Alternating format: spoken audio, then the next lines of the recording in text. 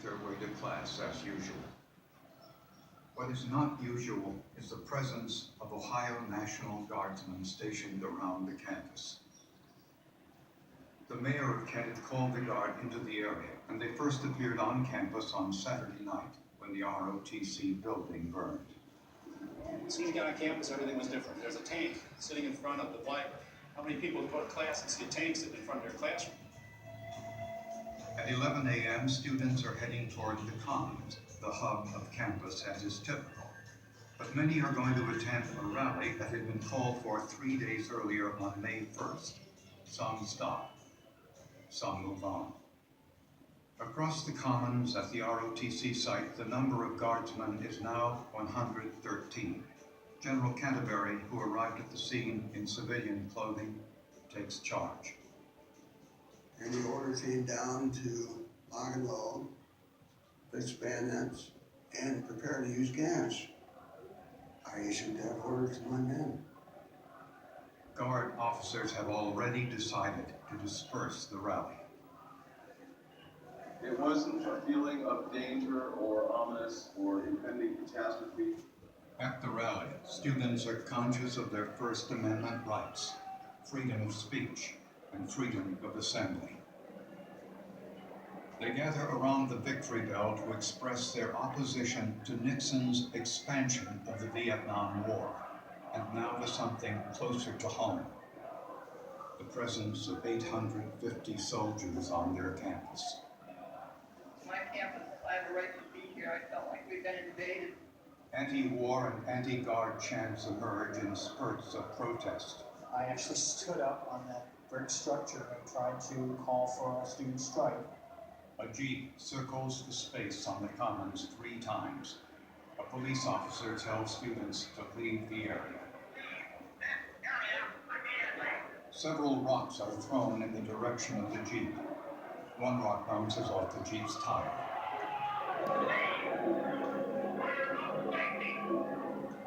We didn't think that anybody had the right to tell us that we couldn't stand there in a group. There was no riot. There was peaceful protest taking place. Guardsmen launched tear gas from the line at the ROTC site and began marching toward the protesters. A brisk wind blows cool air across the Commons, dispersing much of the gas in the open space. A few protesters pick up canisters and throw them back.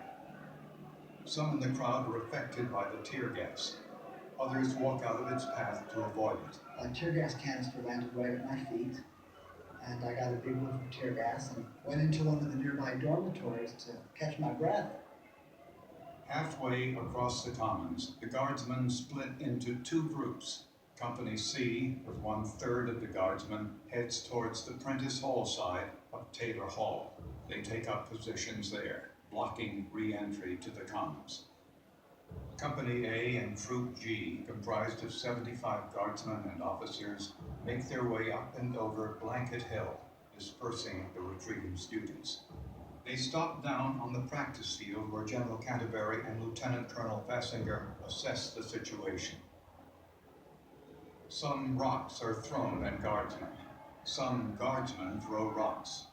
Around 12:10 p.m., about a dozen guardsmen from Troop G are ordered to kneel and aim their weapons as a show of force at a dozen vocal demonstrators in the parking lot, some 150 to 200 feet away. Nobody quite knew what to make of that. When speaking for myself and for Allison, we had no conception that there were bullets in those rifles.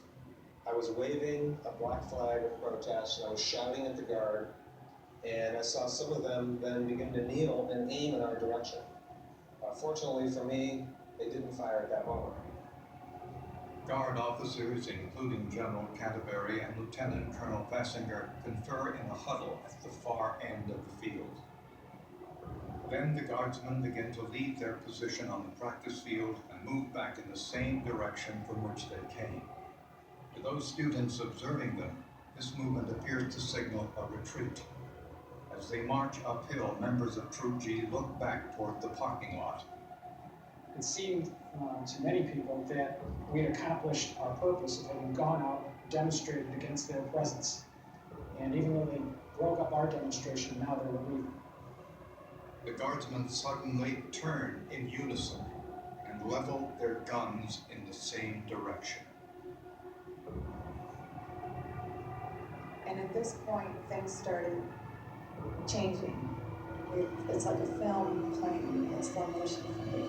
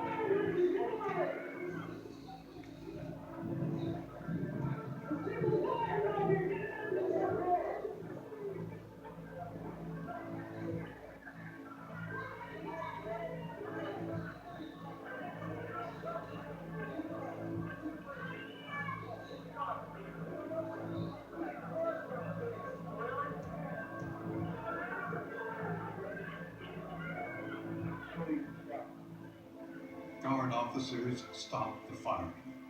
The unit turns and marches back toward the commons. Shock waves of disbelief, anguish, and grief emanate from the students.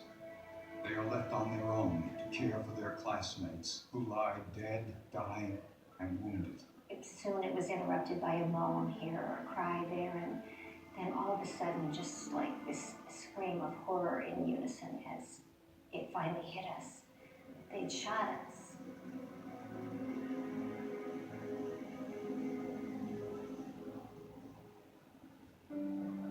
Students begin to move back to the commons to protest the shooting by the guard.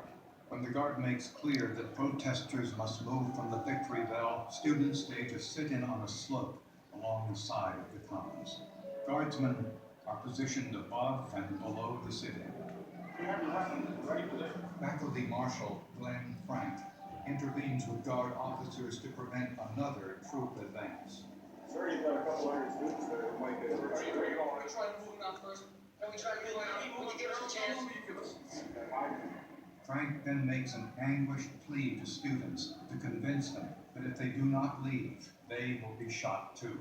Please listen to me right now. I am begging you right now. If you don't disperse right now, they're going to move in, and it can only be a 2-hour. Jesus Christ, I don't want to be a part of this. Please, I'm begging you also. Follow me on this way.